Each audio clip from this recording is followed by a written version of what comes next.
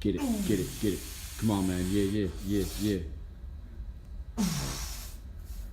That's it. Squeeze it. Cheek curls. Oh, that hurts so bad.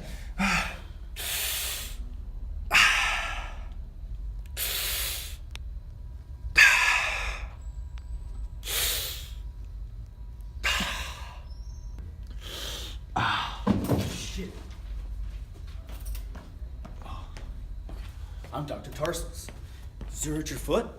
Yeah, I mean, who are you? Where did you come from? Can't you read? It says Dr. Tarsals. Oh, okay.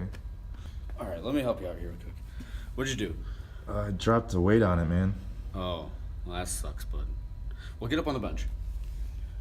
Aren't you gonna help me? Dude, no. No. I had legs this morning. No, you're on your own. Alrighty. Oh, it hurts so bad. Now, this is your right foot, right? That's definitely my left foot. Oh. Do you know what you're doing?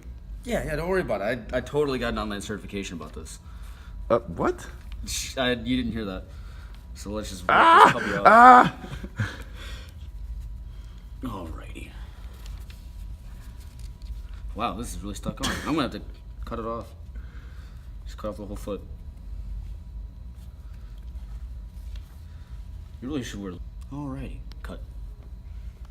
Well, in order for me to help you out, we have to learn the anatomy of the foot, guys. Oh boy. Let's start off with the bones of the foot. This is the talus, the calcaneus, the navicular runs right here. You got the first, second, and third cuneiform, also the medial, intermedial, and lateral cuneiforms. We've got the cuboid right here, 5 metatarsals, and 14 phalanges. 2 in the big toe, the first phalange, and 3 in each after that.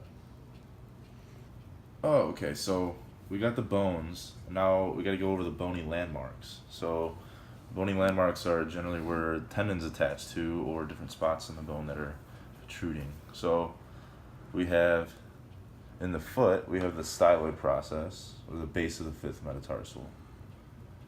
Okay, we have the peroneal tubercle, goes right here. The calcaneal tuberosity on the back of the heel. The calcaneal tubercle on the bottom. Okay, we have the navicular tubercle, this is right here. Sustentaculum tali, right here, little shelf there. Okay, then we have the metatarsals, we have the base, 1 through 5, and then the heads, 1 through 5, right here, the knuckles of the feet.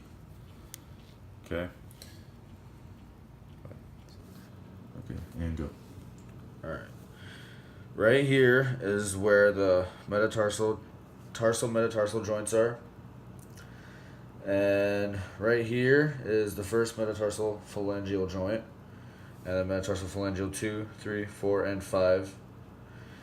And there are also interphalangeal joints. There's only one in the big toe, but there's 2 in each other toe.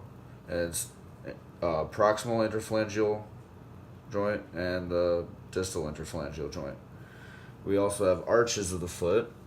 This is the medial longitudinal arch. This is the lateral longitudinal arch. And then there's a transverse arch going across the heads and the metatarsals. Okay, so muscles of the foot.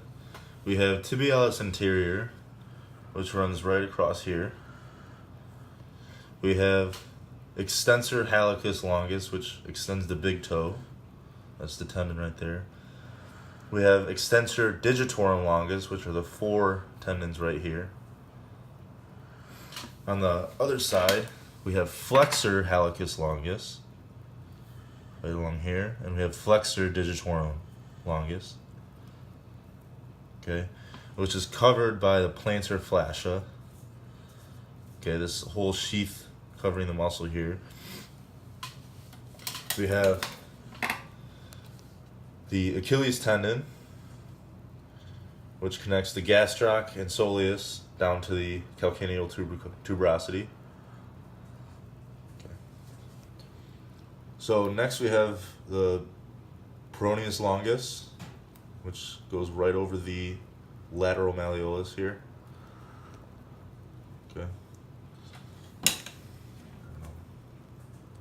And then we have the peroneus brevis, which goes behind the lateral malleolus, and both of them attached to the styloid process right here. The first special test we're going to go over is the supple rigid windlass test. While non-weight bearing and seated, the patient shows an arch. Now he is to stand so his body weight is evenly distributed. And the arch is a little bit smaller now. Now he is to perform a single leg heel raise with his right. And the arch reappears. He then does a toe raise, and the arch reappears. A positive test would be pain production with the toe raise, or presence of the arch when non-weight bearing and disappearing when weight bearing. Alright. The next one is the MTPIP varus valgus test. Okay, so he's going to grab my phalangeal. He's going to apply pressure medially and laterally, testing for pain or laxity of the LCL or MCL.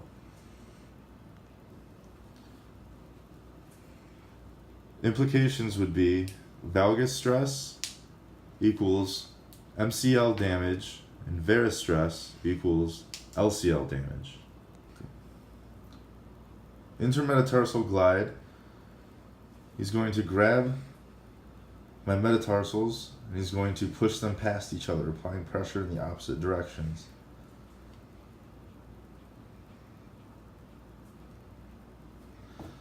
A positive test would be pain with increased glide or decreased glide when compared bilaterally. The next test is tarsal metatarsal joint play. So, grabbing the tarsals and the metatarsals, we're going to try applying pressure in the opposite directions of each other,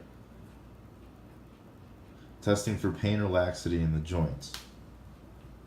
This is the navicular drop test. I have already pre-labeled a card for right foot, and the patient is to be seated with feet non-weight bearing on a non-carpeted floor. I'm going to find the navicular tubercle, mark it on the card, then instruct the patient to stand with full weight distributed evenly. And I find the navicular tubercle again, mark the card, and measure the distance between the two marks. So the dorsiflexion eversion test for tarsal tunnel syndrome, he's going to place my foot in eversion and then dorsiflex and proceed to hold for 10 seconds. Positive test would be paresthesia in the foot or pain, and implications would be posterior tibial nerve dysfunction. This is the Mulder sign for intermetatarsal neuroma. You grab the heads of the metatarsals, and then with your thumb you poke in between the heads of each metatarsal, checking for any pain with palpation. Or paresthesia. Tinel's sign for tarsal tunnel. He's going to grab my foot and place me in dorsiflexion. And he's going to tap my posterior tibial nerve and check for pain or paresthesia, which would indicate tarsal tunnel syndrome. Go. Alright, this is the last test. It's called metatarsal loading and distraction. This is the test for any possible fractures. I'm going to grab at the head of the metatarsal and the base of the metatarsal, and I'm going to load and see if he feels any pain with it. And then I distract, and he should feel some relief. Yeah, I definitely felt some pain with the loading part. Felt some pain during this? Yeah. Ow! Ow! Don't keep doing it. Oh, we found out what's wrong. What? Yeah, I mean, I dropped the weight on fractured. I dropped the weight on my foot, so it kind of makes sense, right? Like, why didn't we just do that first? Well, I had to go over all the tests. I had to make sure, it's a fracture. Okay. Yeah. The end.